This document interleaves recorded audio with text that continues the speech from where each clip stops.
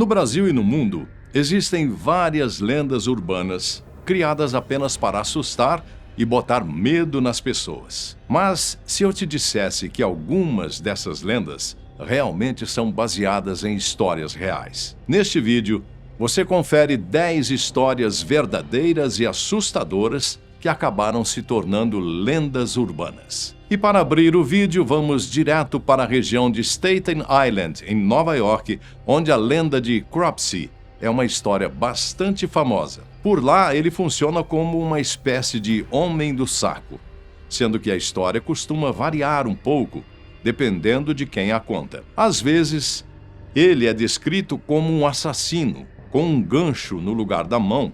Em outras, um paciente fugitivo de um sanatório. Mas todas as versões concordam em uma coisa: ele sempre vai atrás de crianças, especialmente as mais levadas e ousadas. Quem escuta isso pode pensar que Cropsey foi inventada apenas para assustar as crianças, as mantendo bem comportadas e longe de lugares perigosos na região. Atualmente, a lenda pode até funcionar assim, mas não nos anos 80, quando uma época sombria marcou a cidade. Naqueles anos, várias crianças começaram a desaparecer na região. E conforme a polícia investigava os casos, um nome começou a se destacar: André Rand, um ex-paciente de um hospital psiquiátrico de Nova York. O próprio hospital em que André vivia era bastante assustador na época. Era bem comum, por exemplo, o local receber denúncias de maus tratos e condições desumanas, o que pode ter atiçado os instintos assassinos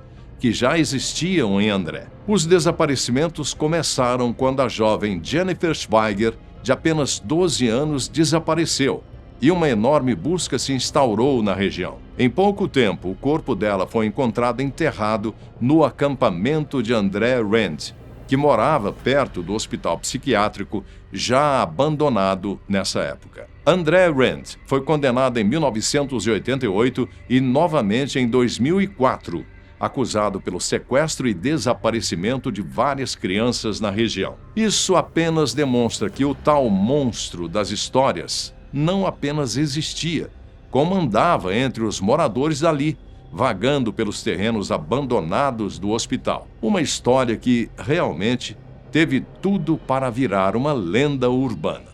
Indo agora para a Pensilvânia, também nos Estados Unidos. Lá surgiu uma lenda conhecida como Charlie No Face, ou Charlie Sem Rosto, em tradução direta ao português. Charlie é descrito como uma figura sombria, sem rosto, coberta por uma luz verde fantasmagórica e que vaga pelas estradas desertas à noite procurando por vítimas.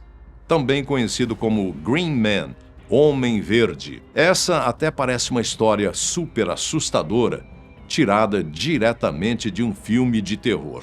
Mas a verdade é bem diferente e triste. O homem real por trás da tal figura sombria sem rosto era Raymond Robinson, nascido em 1910 e mais conhecido como Ray. Ray não era nenhum assassino, criminoso, nem nada do tipo. Nunca cometeu um crime na vida. Na verdade, ele era apenas uma vítima, pois quando criança, havia sofrido um acidente terrível. Thomas White, um historiador local, conta o que realmente aconteceu. Seu nome era Ray Robinson e ele morava no condado de Beaver, nascido em 1910. Era junho de 1919, ele estava com amigos e apostaram entre si que subiriam na ponte ferroviária Harmony em Beaver Falls e contariam quantos ovos havia em um ninho de passarinho. Então, Ray subiu, agarrou algo que achou seguro e descobriu que era um fio desencapado que fornecia eletricidade ao bonde que passava na ponte.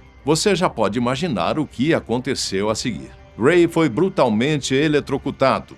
Ele sobreviveu ao choque, mas perdeu grande parte de seu rosto pelas queimaduras, ficando eternamente desfigurado. Naquela época, pessoas com deficiências físicas eram extremamente marginalizadas. Então, para evitar esse tipo de atenção, Ray passou a ficar em casa o dia todo, só saindo à noite, quando ele gostava de caminhar e aproveitar um pouco da solidão. O problema é que era justamente quando ele caminhava à noite com uma lanterna em mãos que algumas pessoas costumavam vê-lo pela estrada. E as histórias começaram a nascer. A tal da luz verde que alguns viam nada mais era do que o reflexo da lanterna que ele usava para se guiar no escuro. A parte mais irônica disso tudo é que, apesar da fama de monstro, todos que paravam para conversar com Ray diziam que ele era um cara incrível. Ele adorava dividir uma cerveja com quem quer que fosse, enquanto conversavam sobre beisebol. Ray morreu nos anos 80, mas após isso, as pessoas continuaram contando histórias assustadoras sobre ele, que não eram verdade, mas faziam sucesso entre os jovens.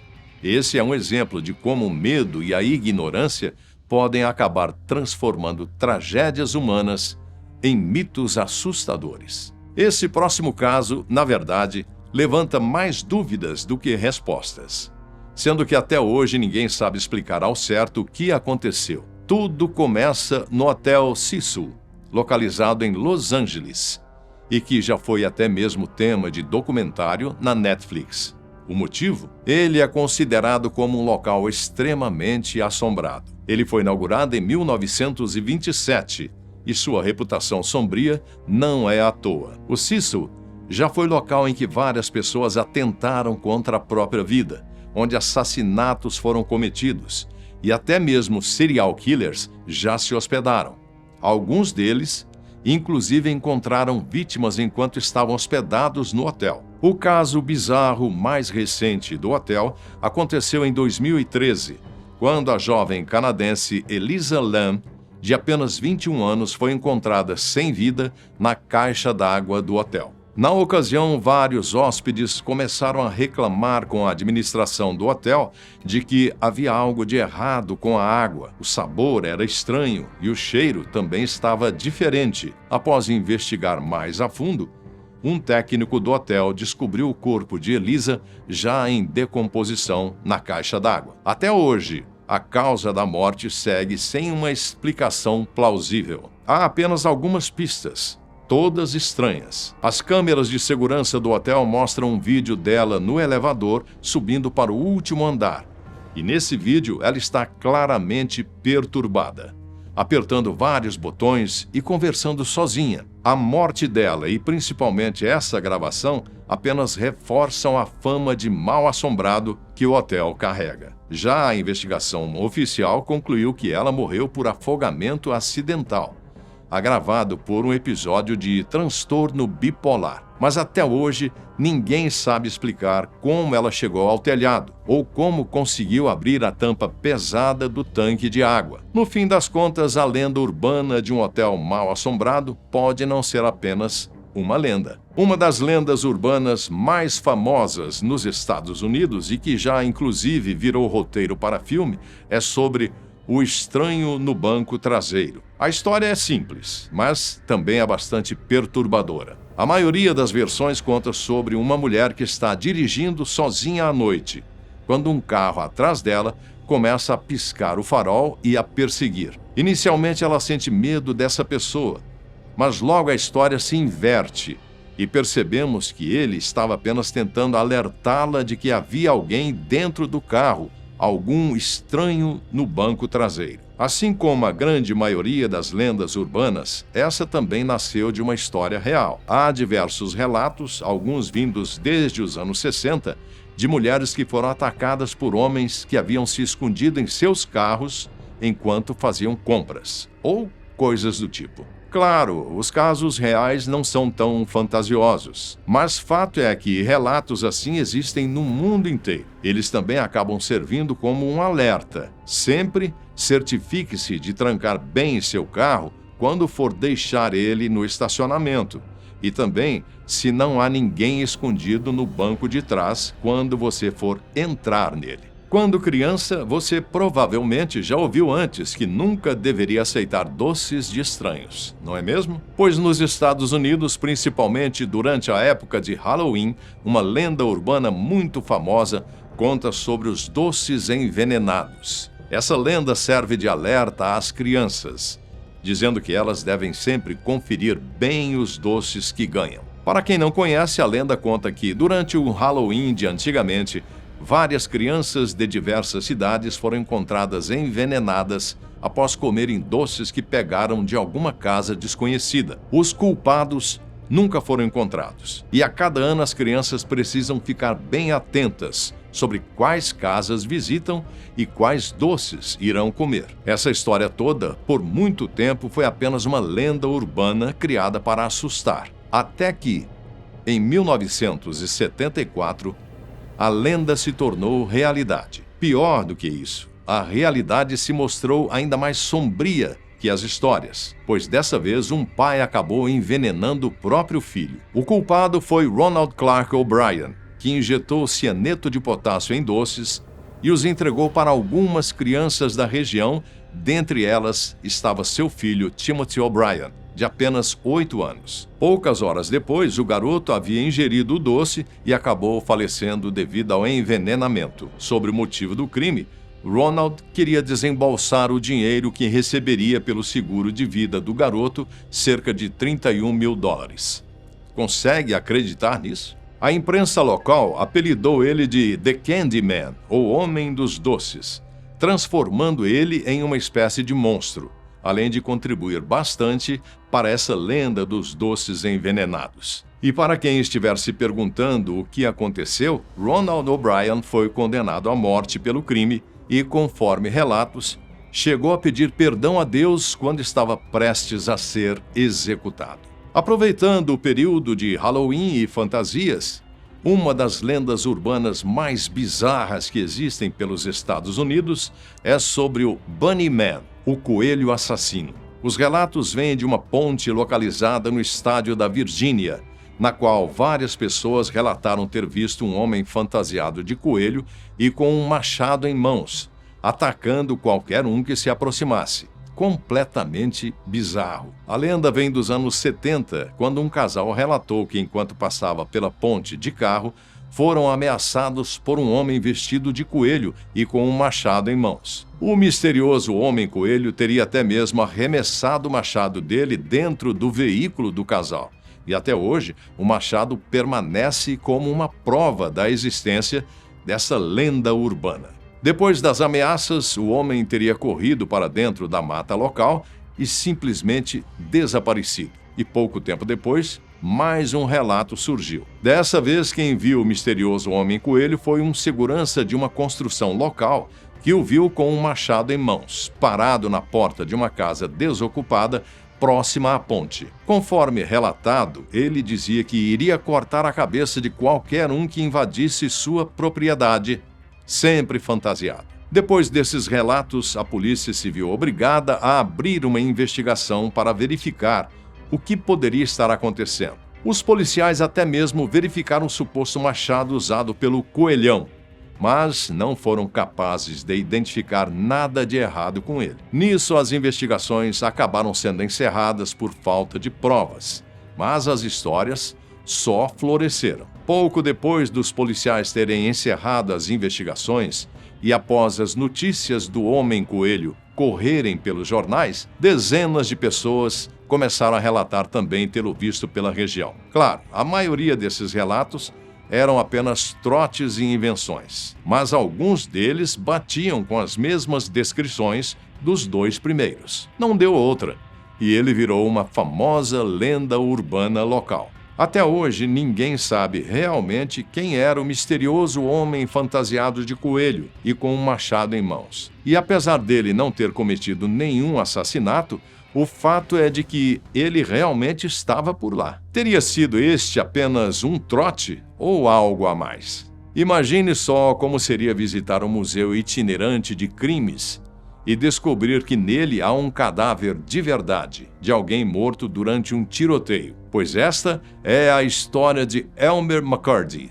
o ladrão de trens que teve seu cadáver transformado em uma atração de parque de diversões. A história é ainda mais bizarra quando você descobre que ele só foi descoberto por causa de um seriado de TV. Em 1976, um episódio do seriado O Homem de $6 Milhões estava sendo gravado em um parque de diversões na Califórnia. Durante as gravações, um membro da equipe resolveu mover um manequim local para preparar o cenário para as filmagens. Imagine só o susto que ele levou quando, ao mover o manequim, um dos braços dele se quebrou e revelou um osso humano de verdade. As investigações logo revelaram que o corpo era de Elmer McCarty, um fora da lei do Velho Oeste, mas que nunca se destacou muito em sua profissão. Ele se dedicava a realizar assaltos a bancos e trens, falecendo durante uma troca de tiros com a polícia em 1911. Após sua morte, ele foi levado até uma funerária. No entanto, nenhum parente jamais veio reivindicar o seu corpo. Por causa disso, o dono da funerária acabou mumificando o corpo de Elmer e o expondo para quem quisesse vê-lo. Sabe-se lá por que motivo. 5 anos depois, donos de parque de diversões acabaram se interessando por aquilo e, fingindo serem irmãos de Elmer, não só reivindicaram o corpo, como também passaram a expô-lo em parques de diversões pelo país. Foram décadas de exposição, passando por circos, feiras e museus de horror, sempre como o bandido que não desistia. Depois de um tempo, ele foi simplesmente esquecido e seu corpo abandonado em um parque de diversões na Califórnia. Elmer foi finalmente enterrado em 1977, mas a história dele sobrevive como uma lenda urbana, afirmando que, em alguns lugares, em alguns museus, há literalmente corpos em exposição. Quantos dos manequins que você já viu em museus e exposições poderiam ser pessoas reais? Você já teve aquela impressão de que não está sozinho em casa? Como se houvesse alguém te observando o tempo todo? Pois saiba que, em alguns casos, a lenda urbana das pessoas na parede acabaram se mostrando realidade. Essa lenda, também famosa nos Estados Unidos, conta sobre casos de pessoas malignas morando dentro de paredes das casas de lá. Como as paredes são de madeira, sendo a maioria ocas, e como muitas casas têm sótãos largos, é bastante plausível que alguém possa entrar e até viver dentro de uma. Só seria bem desconfortável, não é? O caso real mais famoso sobre isso aconteceu no Colorado em 1941, envolvendo Theodore Edward Coneys. Theodore, nesta época, estava sem residência própria e, ao tentar escapar do frio, acabou invadindo a casa de um conhecido. Lá dentro, ele descobriu um alçapão que levava para um espaço secreto no sótão e teve a ideia de começar a viver ali, escondido. Theodore viveu assim escondido por meses, só saindo de seu esconderijo quando seu amigo saía de casa. Um dia, porém, o pior aconteceu e eles acabaram se esbarrando lá dentro. No susto, Theodore acabou atentando contra a vida de seu amigo. E acreditem, continuou vivendo lá. Foram meses de investigação sem que a polícia encontrasse o culpado para aquele crime. Com o tempo, os vizinhos passaram a relatar à polícia que ouviam barulhos vindo da casa que deveria estar vazia. E muitos ficaram assustados. Foi só quando os policiais resolveram fazer uma busca minuciosa pelo local que finalmente descobriram Theodore vivendo por ali, no sótão da casa do amigo que ele havia assassinado. Apesar de bizarro, o caso de Theodore não foi o único relatado sobre isso. Em 2008, em Tóquio, no Japão, um homem começou a notar que sua comida estava misteriosamente desaparecendo de sua geladeira, o que era estranho, já que ele morava sozinho. Convencido de que alguém estava entrando em seu apartamento para roubá-lo, ele decidiu instalar câmeras de segurança em sua casa.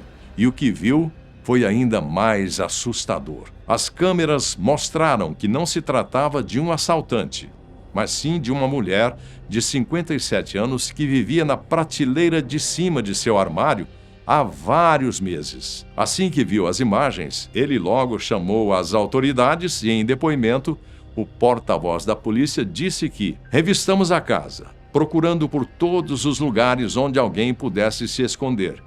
Quando abrimos o armário, lá estava ela, nervosamente encolhida de lado. Já parou para pensar que aquela sua comida que vive desaparecendo da geladeira, na verdade, pode estar servindo de alimentos para outro morador de sua casa? Lembre-se de conferir os armários e porões antes de dormir.